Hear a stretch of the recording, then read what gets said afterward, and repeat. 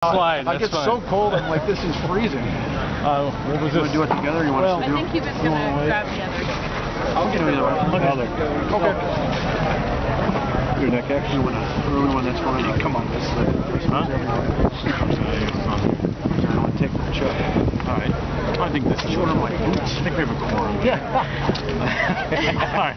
You're just cold and ready to get back to the truck. Yeah, I know. that too. Tell me what you, what was this like? Have you done this before? I've never done a christening. I've done a commissioning before. I've been inside this while it was being built. I've been on top of the freezing of Fort Worth. But to see it go in like that, pretty awesome. Although I still think we should have got Mrs. Panetta a really big bottle of Miller High Life, because that would have cracked a lot quicker than that bottle did. But it is the champagne of beers, and we were pretty excited.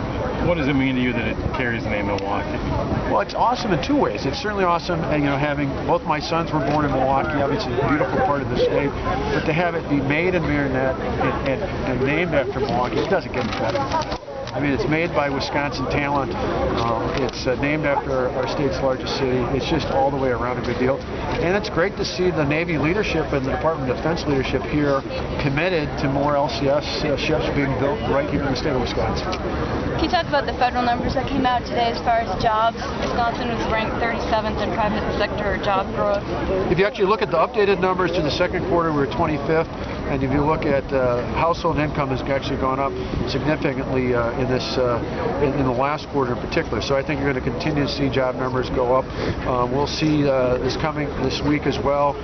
The next day we'll see, I would imagine, even better numbers in terms of unemployment going down as it has. And we went from 9.2% 4 years ago to 6.5%. We're going to continue to see that drop, and we're going to continue to build off of that. How about the Senate vote tomorrow on the Badger Care extension?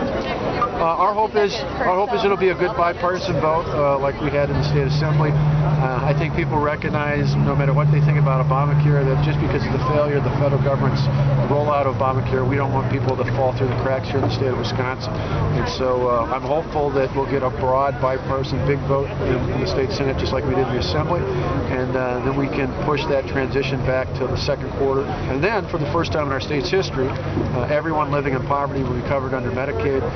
Everyone living above it will be transitioned into the marketplace, and we won't put the taxpayers on the hook for federal dollars that are likely not to be there. Can you speak about how the Wisconsin Economic Development Corporation may have been involved in this? Yes. Yeah. We did 2 years ago. We started out with an enterprise zone. It's worth about $28 million with the tax credits. We just did in October another $800,000 to help with the transportation grant here.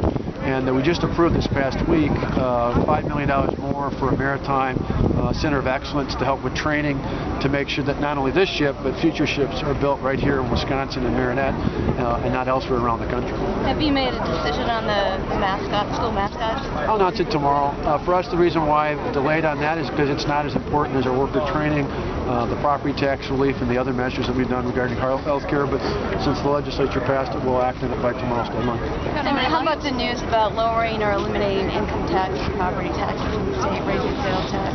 What's your plan? Well, we're just starting off listening sessions all across the state. I've asked the Lieutenant Governor, Rebecca Clayfish, and our Secretary of Revenue to start holding listening sessions. They started about a week ago. We'll be doing it for probably the first 5 to 6 months of 2014 as well. And we'll be announcing right around the time of the State of the State details about how the public can get involved through public access points, through websites and other ways, to tell us what's the best way to reform taxes. Is it to eliminate income taxes? Is it to take off major portions of the property tax? What would be the most effective way to make our state better and to help create more jobs? We don't have a specific plan on the table right now, but we're looking forward to hearing from people all across the state over 2014 as we prepare for the budget. We'll introduce a year later in 2015. Last question. Governor, the importance of the expansion here at the plant and what that means to Wisconsin. Well, it's a big deal. Marinette Marine Corporation is a major employer not only here in Marinette but throughout northeastern Wisconsin. And as we grow with the LCS line, we appreciate the commitment of the federal government, the Department of Defense, and the Navy in particular to this area.